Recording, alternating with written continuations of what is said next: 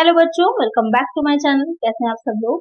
एक नई चीज आप लोग की स्टार्ट हुई थी जिसमें हम लोग कॉमर्स के एमसीक्यू सॉल्व कर रहे थे, जो कि आपके अलग अलग तरह के जितने भी टीजीटी पीजीटी के एग्जाम्स होते हैं उन सब के लिए हेल्पफुल है। चाहे वो आपका JEE का एग्जाम जो होने वाला है अक्टूबर में, संभावना है कि हो सकती है वो एग्जाम हो, या फिर जो आपके केवीएस की अभी आने की संभावना उसकी भी है, अगर केवीएस की भी वैकेंसीज आती है उससे रिलेटेड हो, या फिर जो आपका हरियाणा में होने वाला है, या HSC सेट का जो मेंस का एग्जाम है बच्चे इसकी तैयारी कर रहे हैं, या JIC लेक्चर का है यूपी में, या फिर जो यूपी टीजीटी पीजीटी के एग्जाम्स हैं, तो किसी भी तरह का आपका टीजीटी पीजीटी का कॉमर्स से रिलेटेड अगर एग्जाम होने वाला है, आपका सब्जेक्ट कॉमर्स है, तो ये क्वेश्चन आपके लिए बहुत इंपॉर्टेंट रहेंगे, क्योंकि ये अलग अलग एग्जाम्स में आए हुए क्वेश्चन मैंने यहाँ पे इंक्लूड किए हैं।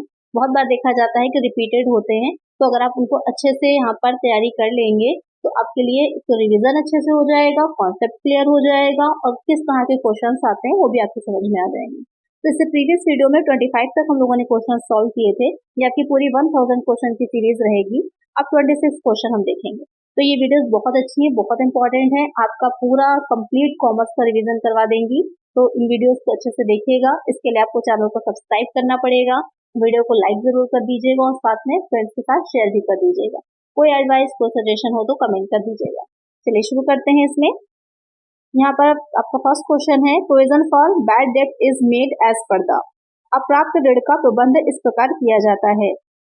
इनिशिएटिव कॉन्सेप्ट, अस्तित्व संकल्पना, कवर्टिज्म कॉन्सेप्ट, रूढ़िवादी संकल्पना, कॉस्ट कॉन्सेप्ट, लागत संकल्पना, गोइंग कंसर्न कॉन्सेप्ट, प्रचलित कारोबार संकल्पना। तो क्वेश्चन यहाँ पे क्या कह रहा है कि प्रोविजन फॉर बैड डेट, जो प्रावधान किया जाता है बैड डेट के लिए, क्योंकि जो बैड डेट होते हैं ऐसे डेट यहाँ पर आपको ये नहीं पता है कि यहाँ पर ये क्लियर हो जाता है आपको कि इनसे जो भी राशि है जो आपने दिया है डेट के तौर पर वापस आपको नहीं मिल रहा है, तो आप उसे बैड डेट में डाल देते हैं। लेकिन उसके लिए हम अगर प्रोविजन अगर बना रहे हैं, प्रावधान कर रहे हैं, जिससे कि हमारे बिजनेस को कोई लॉस ना होने पाए, तो वो ये जो हम काम कर रहे हैं, जो ये पॉलिसियां अपना रहे हैं, तो किस अवधारणा में आती, किस कॉन्सेप्ट में आती, क्योंकि कुछ अकाउंटिंग के कॉन्सेप्ट होते हैं, अवधारणाएं होती हैं, तो उसमें से किस कॉन्सेप्ट में आती है। इनिशियली कॉन्सेप्ट में, अस्तित्व संकल्पना में, कवर्टिज्म कॉन्सेप्ट में, रूढ़िवादी संकल्पना, कॉस्ट कॉन्सेप्ट, लागत संकल्पना, गोइंग कंसर्न कॉन्सेप्ट, प्रचलित कारोबार संकल्पना।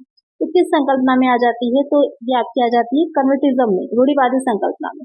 इससे क्या होता है कि ये कहा जाता है कि भविष्य में जो हमें फ्यूचर में प्रॉफिट हो रहे हैं उनको के बजाय हमको ध्यान देना चाहिए कि क्या हमें लॉस हो सकता है, क्या हमारे एक्सपेक्टेड लॉस होते हैं फ्यूचर में, तो हमें भविष्य की जो भी हानि होने वाली है उसके लिए पहले से ही अपने पास प्रोविजन बनाना चाहिए।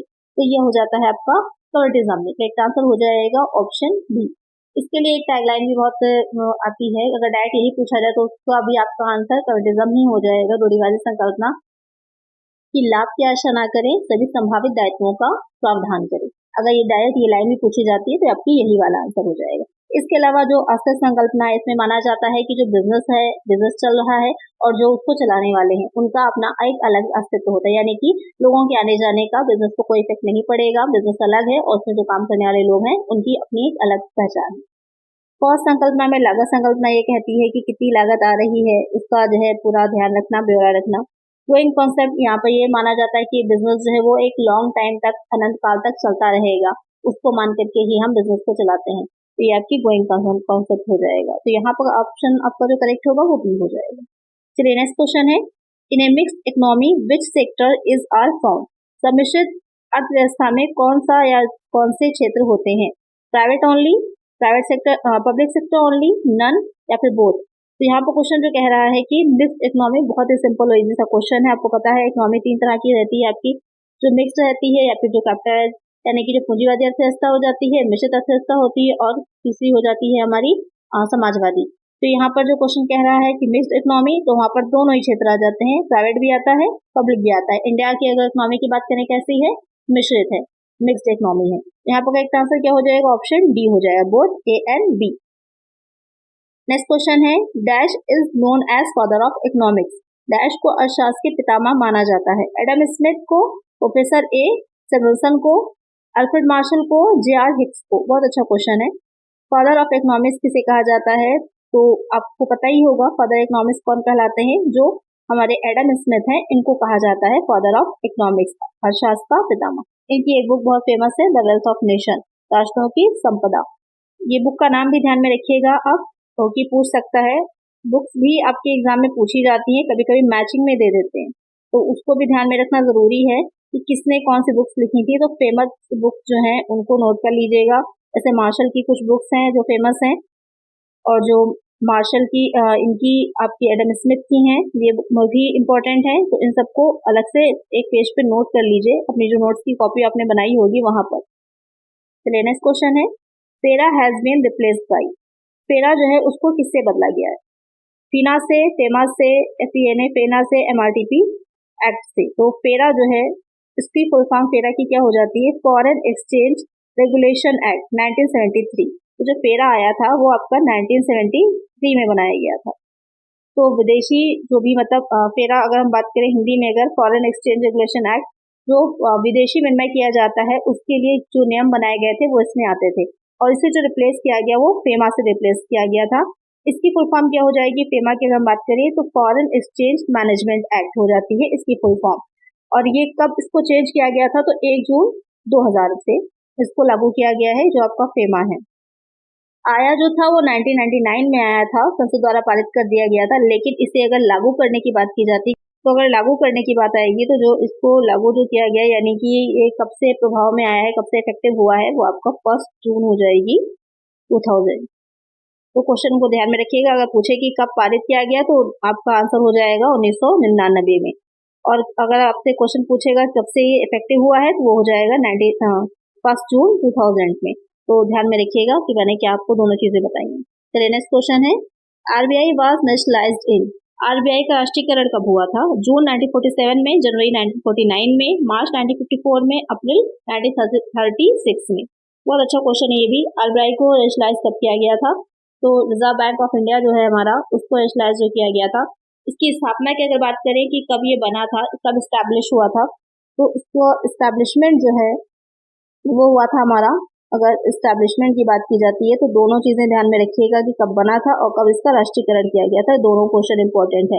इस्टेब्लिशमेंट जो है इसका हुआ था 1 अप्रैल 1935 को, यानी कि इसकी स्थापना जो की गई थी वो 1 अप्रैल 1935 को की गई थी। लेकिन अगर ये हम इसका पूछा जाए कि कब ये नेशनलाइज हुआ था, ये जनवरी 1949 में हुआ था, जनवरी 1949 में हुआ था। यहाँ पर भी एक आप आगे इसके लिए 1 जन याद रखिएगा।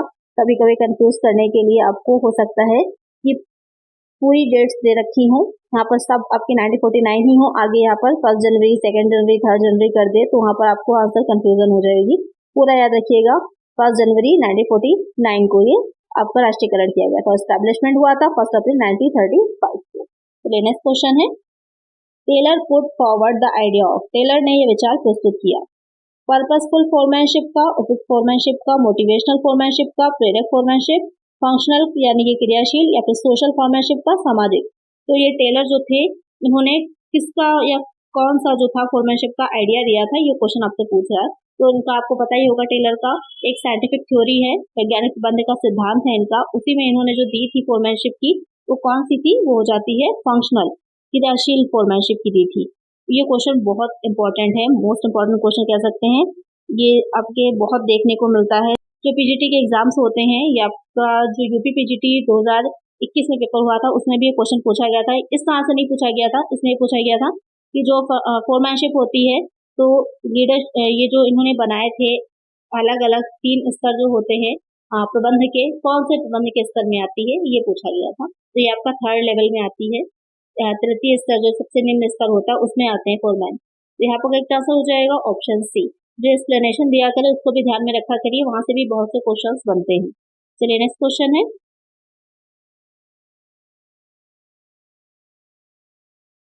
Free rein leadership is also known as. लगाम रहित नेतृत्व को कहते हैं डेमोक्रेटिक लोकतांत्रिक, ऑटोक्रेटिक एकतांत्रिक, लेजिस फेरी हस्तक्षेप, ब्यूरोक्रेटिक दफ्तरशाही। तो यहाँ पर फ्री रेन लीडरशिप का क्या मतलब होता है? तो नेतृत्व जो होता है वो बहुत से प्रकार होते हैं, उसके कई तरह के हैं। तो यहाँ पर अगर हम कहा जाए कि लगाम रहित, तो नाम से ही क्लियर है, जिसको कोई भी किसी तरह की बाउंडेशन नहीं लगाई जा रही, पूरी तरह से स्वतंत्रता दी जा रही है कि अपने अकॉर्डिंग काम को किया जा सके, तो उसको क्या कहा जाएगा और किस नाम से बुलाया जाता है? तो उसे अहस्तक्षेप कहा जाता है, लेजिस्लेरी कहा जाता है कि किसी भी तरह का हस्तक्षेप नहीं किया जाता, इंटरफेयर नहीं किया जाता है, लोगों को अपना काम अपने अकॉर्डिंग करने दिया जाता है। तो यहाँ पर जो टीम मेंबर्स होते हैं, समझ लीजिए जो सुपरवाइजर जो होगा, सुपरवाइजर उस पर हस्तक्षेप नहीं करता, अपने टीम मेंबर्स को अपने अकॉर्डिंग निर्णय लेकर, डिसीजन लेकर काम करने की स्वतंत्रता देता है।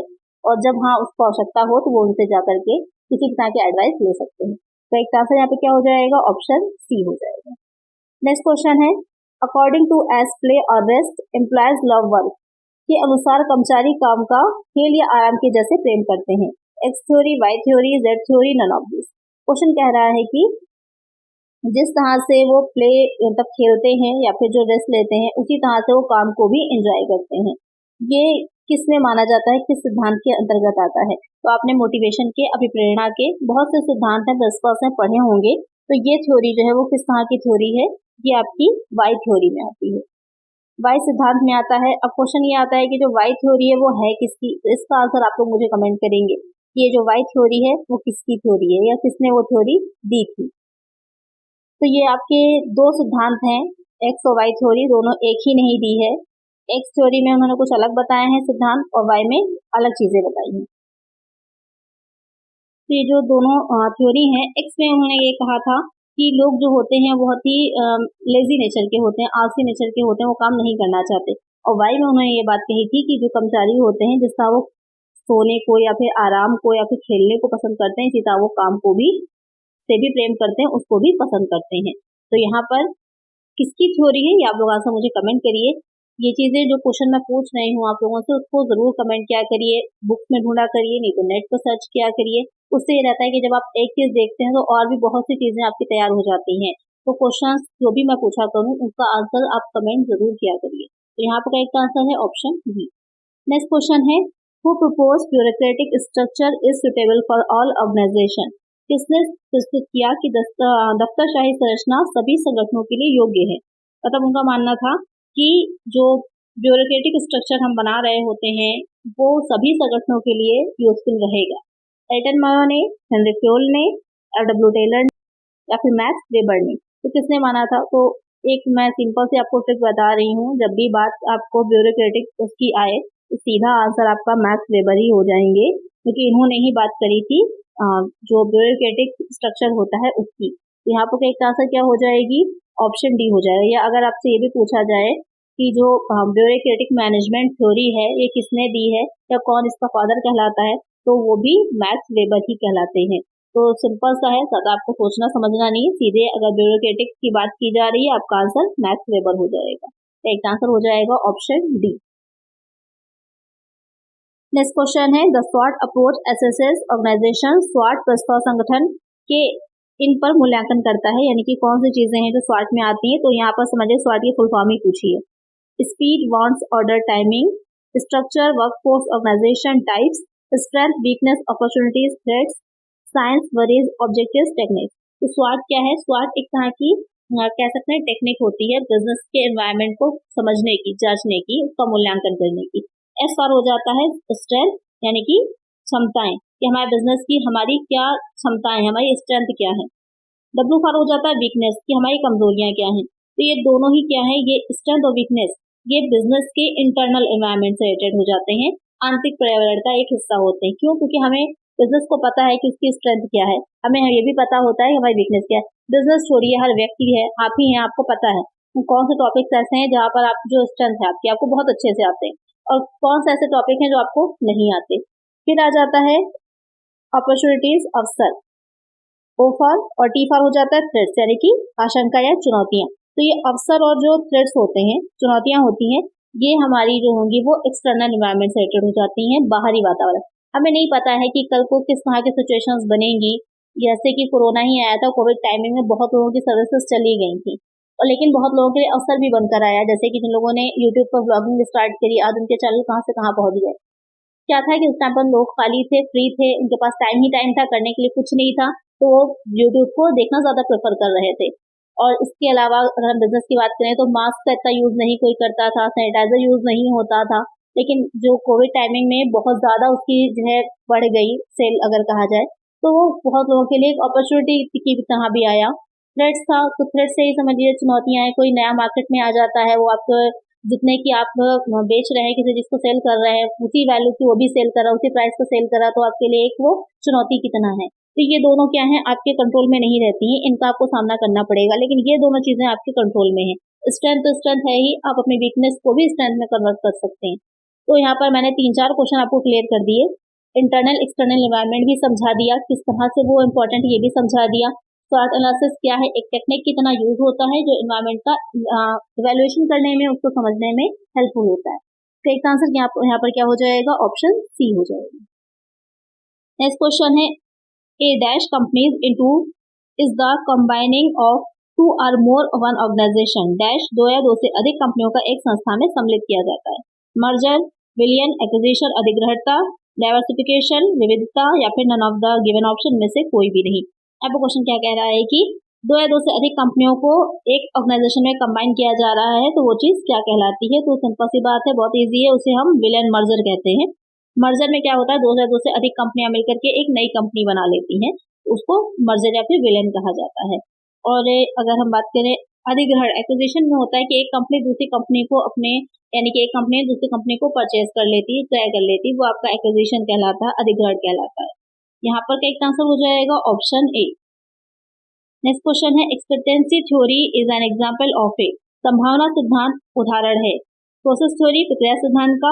गोल सेटिंग थ्योरी, लक्ष्य स्थापना सिद्धांत का। नीड्स थ्योरी, आवश्यकता या फिर जरूरत सिद्धांत। कॉग्निटिव इवैल्यूएशन थ्योरी, संज्ञानात्मक मूल्यांकन सिद्धांत का। इसको संभावना सिद्धांत और प्रत्याशा सिद्धांत भी बोला जाता है। तो ये किसका उदाहरण है, तो ये जो थ्योरी है किसकी, सबसे पहले तो ये चीज इंपॉर्टेंट है, ये जो थ्योरी है आपकी है विक्टर ब्लूम की है। ये क्वेश्चन ये भी पूछ सकता है कि ये किसकी थ्योरी है, तो ये विक्टर ब्लूम की थ्योरी है, इसको भी नोट कर लीजिएगा, ये भी आपका क्वेश्चन बन सकता है। अब ये उसका उदाहरण क्या है, ये किस चीज से रिलेटेड हो जाती है, तो ये आपकी किससे रिलेटेड हो जाती है, ये तो फिर या प्रोसेस थ्योरी से रिलेटेड हो जाती है। करेक्ट आंसर हो जाएगा ऑप्शन ए हो जाएगा। इस सिद्धांत में होता है क्या है कि जो एक व्यक्ति है वो मोटिवेट किस तरह से होगा, क्योंकि मोटिवेशन से रिलेटेड ही है ये आपकी जो भी प्रेरणा के सिद्धांत होते हैं उसका ही एक चीज, जैसे कि अभी आपने XY थ्योरी मैंने बताया था, उसी तरह ये भी थ्योरी आपकी अभिप्रेरणा से ही रिलेटेड है। तो यहाँ पर जो क्वेश्चन आपका कह रहा है कि एग्जाम्पल है, तो ये एक तरह की क्या होती है, प्रेरणा दिया जाता है, मोटिवेशन का काम करती है, जिसमें ये विश्वास मिलता है या वो बिलीव करता है व्यक्ति कि जो भी वो निर्णय ले रहा है, जो भी अपने डिसीजन ले रहा है, उसके उसको पर्याप्त क्या मिलेंगे, रिजल्ट्स मिलेंगे। तो ये पूरी प्रोसेस उसकी होती है। तो इसका आंसर क्या हो जाएगा, ऑप्शन ए हो जाएगा। नेक्स्ट क्वेश्चन है, once which step in Maslow hierarchy of needs theory deals with achieving potential, Maslow सिद्धांत की क्रम परंपरा का कौन सा पद आदमी की क्षमता को प्राप्त करने में विचार करता है।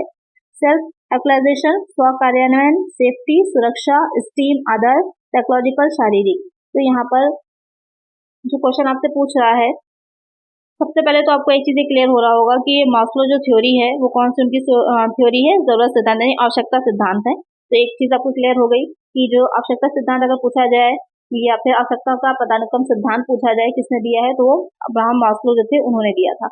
अब क्वेश्चन यहाँ पर ये बन रहा है कि इसमें जो एक व्यक्ति है जो क्षमता को प्राप्त करना, जब वो अपनी जो उसकी पोटेंशियल है उसको अचीव कर लेता है, तो कौन से स्तर पर आता है या कौन सा उसका लेवल होता है जहाँ पर वो अपनी पोटेंशियल को, सामर्थ्य को प्राप्त कर लेता है, तो क्या हो जाएगा, वो कौन सा लेवल होता है। तो ये आपका कौन सा लेवल हो जाएगा, सेल्फ एक्चुअलाइजेशन का, स्व कार्यान्वयन का, कि जब वो अपने आप चीजों को करने लगता है, खुद को जान जाता है, अपनी पोटेंशियल अपनी क्षमता को समझ जाता है कि हम क्या चीजें कर सकते हैं, और वहां उस स्तर तक जब वो पहुंच जाएगा तो आपका सेल्फ एक्चुअलाइजेशन कहलाता है।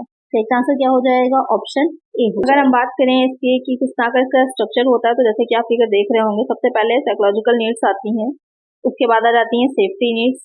साइकोलॉजिकल में फूड है, वाटर है, रेस्ट है, वार्मथ है। सेफ्टी में सुरक्षा की आ जाएंगे, सिक्योरिटी सेफ्टी फील होना चाहिए। उसके बाद आ जाता है बिलोंगिंगनेस एंड लव नीड्स होती हैं। उसके बाद आ जाता है स्टीम नीड्स, जिसमें आएगा प्रेस्टीज होनी चाहिए, फीलिंग है। फिर आ जाता है सेल्फ एक्चुअलाइजेशन जो आपको क्वेश्चन में पूछा है, यानी कि अपने आप को आत्म साक्षात्कार करना, अपने आप को जान पाना, achieving one's full potential including creative activities. तो ये आपके स्तर होते हैं, इसको अच्छे से देख लीजिएगा। कभी कभी इसका सीरियल भी पूछ लेता है कि कौन से किसके बाद क्या आता है। ये दोनों बेसिक नीड्स मानी जाती हैं, जो हर व्यक्ति को जरूरी होती हैं, इंपॉर्टेंट होती हैं। ये मनोवैज्ञानिक में आ जाती हैं, उसके बाद ये आपकी अकेली आपकी आत्म साक्षात्कार में ही आ जाएगी। तो आई होप अच्छे समझ में आपको आ गया होगा ये पूरी थ्योरी इनकी।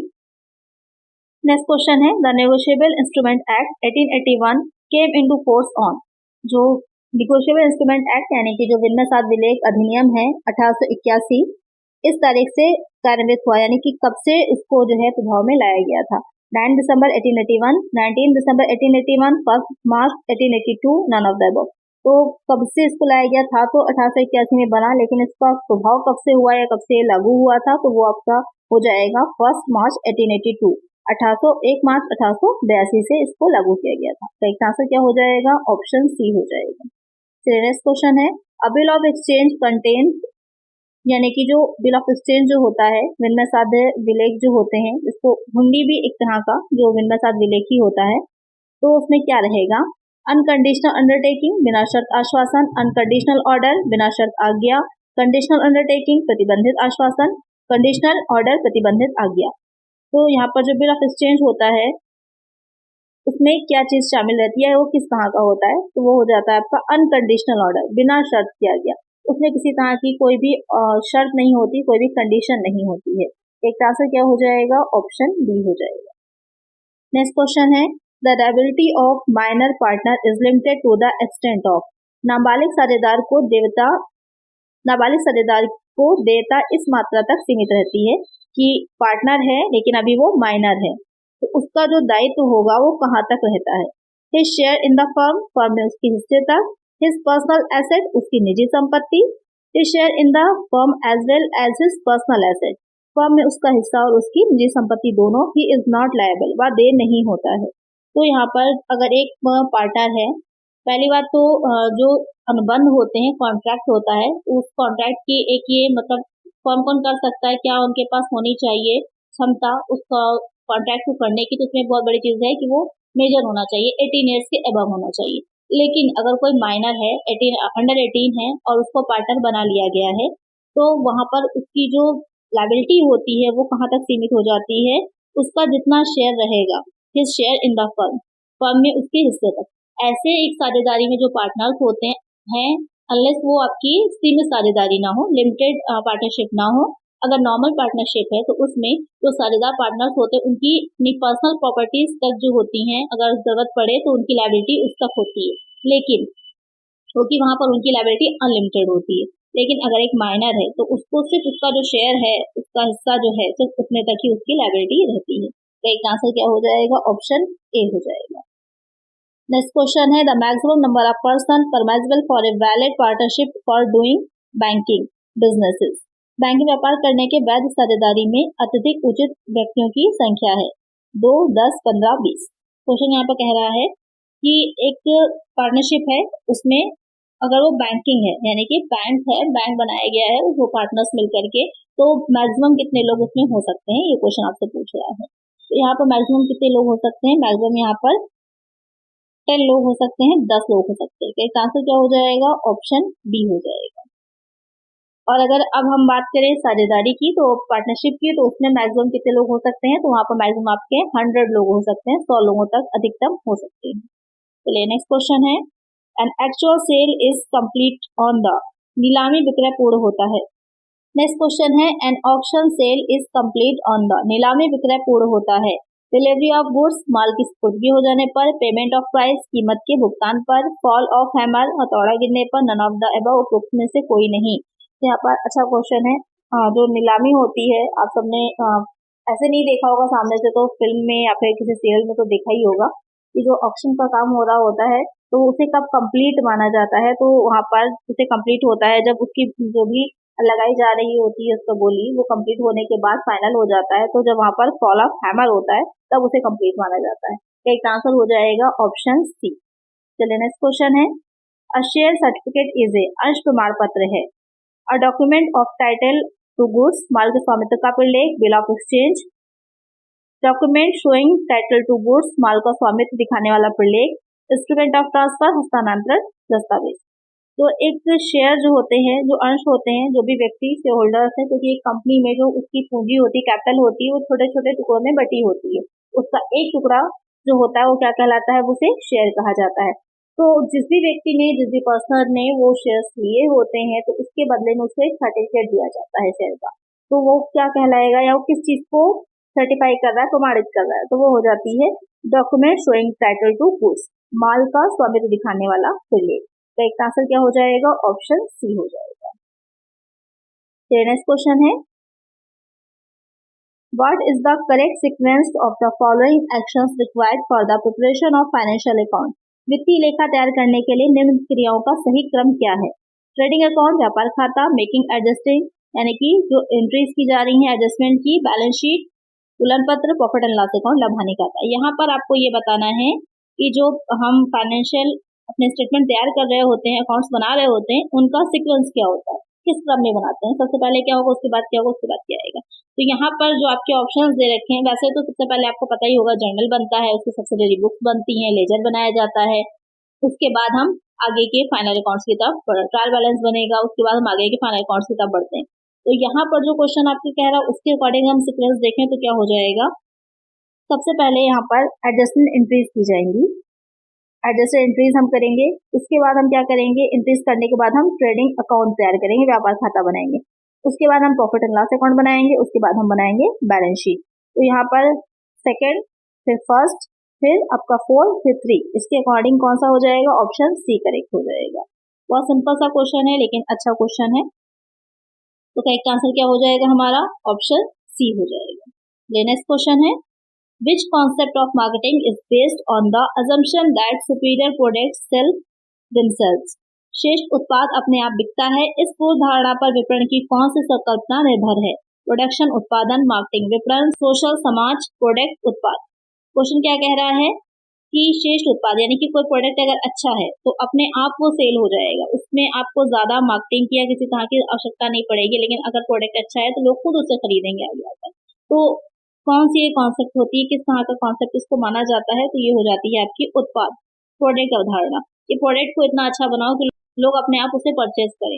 जाहिर सी बात है कि कोई चीज बहुत अच्छी है, आपने एक बार यूज करी, आपको अच्छी लगी तो आप उस पर स्टिक कर जाते हैं, हम बार बार उसी चीज को यूज करते हैं। और कुछ हमारी आदतें भी होती हैं। इंडिया में अगर बात करें, जैसे कि अगर हम टी की, चाय की बात करें, तो जो भी इंसान जिस भी कंपनी की, जिस ब्रांड की यूज कर रहा है लाइक लंबे टाइम तक उसी पर स्टिक करके रहता है। ये हमारे इंडिया की लोगों की एक हैबिट भी है, एक आदतें भी होती हैं। तो अगर प्रोडक्ट अच्छा है, लोगों को पसंद आ रहा है, तो वो प्रोडक्ट को बार बार वो परचेज करेंगे। चलिए नेक्स्ट क्वेश्चन है, नॉन स्टोर मार्केटिंग इंक्लूड्स, बिना स्टोर विपणन में शामिल है, यानी कि यहाँ पर कोई स्टोर नहीं होता और मार्केटिंग का काम हो रहा है, आप उसे खरीद रहे हैं, बेच रहे हैं। होम सेलिंग, घर घर जाकर बेचना, वीपीपी, वेंडिंग मशीन, बिक्री मशीन, ऑल ऑफ द। तो यहाँ पर नॉन स्टोर मार्केटिंग की अगर हम बात करें तो इसमें तीनों ही शामिल हो जाते हैं, तीनों ही चीजें आ जाएंगी। करेक्ट आंसर क्या हो जाएगा, ऑप्शन डी हो जाएगा, ऑल ऑफ द अबव। ये जो वीपीपी हो जाता है आपका इंटरनेट मार्केटिंग का ही एक रूप हो जाता है। चलिए नेक्स्ट क्वेश्चन है, which one of the following is an obstacles to globalisation? वैश्वीकरण में निम्न में से कौन बाधा है? वाइट बेस, व्यापक आधार, नीश मार्केट, आला बाजार, अपसलन, कंपटीशन, प्रतियोगिता। तो यहाँ पर जो क्वेश्चन कह रहा है कि जो ग्लोबलाइजेशन किया जा रहा है, यानी कि जो वैश्वीकरण है, हम पूरे कंप्लीट विश्व जो है उसको एक मार्केट की तरह देख रहे हैं, तो वहाँ पर क्या हमारी एक बाधा की तरह आता है, क्या चीज उसमें एक बाधा बन जाती है, तो क्या चीज उसमें एक आपकी बाउंडेशन की तरह होगी। यहाँ पर जो व्यापक आधार है वो भी नहीं, निश मार्केट भी नहीं, ना ही कंपटीशन। जो मेन ज्यादा है वो अपसलन है, क्योंकि जब हम इंटरनेशनल मार्केट की तरफ जा रहे होते हैं, पूरे ग्लोबलाइज्ड मार्केट है हमारा, तो वहाँ पर अपसलन बहुत जल्दी होता है, नई नई चीजें बहुत जल्दी आती हैं। एक आपकी जो भी टेक्नोलॉजी भी चल रही है बहुत जल्दी वो अपसलित हो जाएगी, नई टेक्नोलॉजी आ जाती है, तो वहाँ पर हमें अप टू डेट रहना, नई टेक्नोलॉजी का यूज करना बहुत इंपॉर्टेंट हो जाता है, तो ये एक बहुत बड़ी बाधा हो जाएगी। एक आंसर क्या हो जाएगा, ऑप्शन सी। नेक्स्ट क्वेश्चन है, the commercial bank do not perform one function out of the following. निम्न में से एक काम वाणिज्यिक बैंक नहीं करते। मोबिलाइजेशन ऑफ सेविंग, बचत का संग्रहण, गिविंग लोन्स एंड एडवांसेस, ऋण और उधार देना, इशू करेंसी नोट, मुद्रा नोट का प्रचलन करना, फाइनेंसिंग प्रायोरिटी सेक्टर, अग्रता क्षेत्रों का वित्त प्रबंधन। तो यहाँ पर कॉमर्शियल बैंक कौन सा काम नहीं करते, तो देखकर ही आपको पता चल जाएगा कि बैंक नोट जो होते हैं, जो करेंसी होती है, उसको इशू करने का काम सिर्फ और सिर्फ एक बैंक करता है हमारे देश में, जो हमारा सेंट्रल बैंक है, कौन, रिजर्व बैंक ऑफ इंडिया, और कोई भी बैंक ये काम नहीं करता। तो यही आपका क्या हो जाएगा, करेक्ट आंसर हो जाएगा। करेक्ट आंसर होगा ऑप्शन सी। नेक्स्ट क्वेश्चन है, which of the following is not a capital asset under capital gains head of income? आय के प्रधान लाभ शीर्ष के तहत निम्न में से क्या प्रधान संपत्ति नहीं है? तो जो इनकम टैक्स है आपकी, इसके 5 हेड होते हैं। आपके एक हेड हो जाता है इनकम फ्रॉम सैलरी, वेतन से जो होती है, इनकम फ्रॉम हाउस प्रॉपर्टी, मकान संपत्ति, जो बिजनेस और प्रोफेशन से होती है। इसके अलावा जो कैपिटल गेन है, पूंजी लाभ, और फिफ्थ हो जाता है इनकम फ्रॉम अदर सोर्सेज, अन्य साधनों से इनकम, यानी कि जो बाकी 4 में नहीं आएगी वो सब आपकी अदर सोर्सेज में आ जाती है। तो ये 5 हेड होते हैं। तो यहाँ पर क्वेश्चन कह रहा है कि कैपिटल गेन हेड जो है उसमें कैपिटल एसेट इसे नहीं माना जाता है। स्टॉक इन ट्रेड को व्यापार का माल, गुडविल ऑफ बिजनेस व्यापार की जो ख्याति होती है, एग्रीकल्चर लैंड इन दिल्ली, यानी कि दिल्ली में कोई कृषि भूमि या फिर ज्वेलरी, जो आभूषण आपके जवाहरात होते हैं उनको। तो कौन सी चीज जो है वो कैपिटल एसेट नहीं मानी जाती। तो यहाँ पर जो स्टॉक इन ट्रेड है, व्यापार का माल है, वो कैपिटल एसेट नहीं मानी जाती है। तो एक आंसर क्या हो जाएगा, ऑप्शन ए हो जाएगा। तो यहाँ पर आपके 50 क्वेश्चन कंप्लीट हो गए। नेक्स्ट जो इसका आएगा, इसमें जो थर्ड आएगा इसका पार्ट, उसमें हम 51 से स्टार्ट करेंगे। बहुत ही इंपॉर्टेंट, बहुत ही अच्छी वीडियोस हैं, ये क्वेश्चन बहुत इंपॉर्टेंट हैं, अलग अलग एग्जाम्स में आपके आए हुए क्वेश्चन है, तो इनको प्रैक्टिस करना आपके लिए बहुत जरूरी है। तो खुद भी देखिए वीडियोस, और बाकी जो आपके फ्रेंड्स हैं उनको शेयर भी कर दीजिएगा, सभी के लिए हेल्पफुल रहेंगी। और अगर किसी और तरह की आपको कोई क्वेश्चन हो तो मुझे कमेंट कर दीजिएगा, और वीडियो अगर हेल्पफुल रही है तो लाइक जरूर करिएगा, चैनल को सब्सक्राइब कर लीजिएगा और फ्रेंड्स से शेयर भी कर दीजिएगा। मिलते हैं इसके नेक्स्ट पार्ट। Thank you.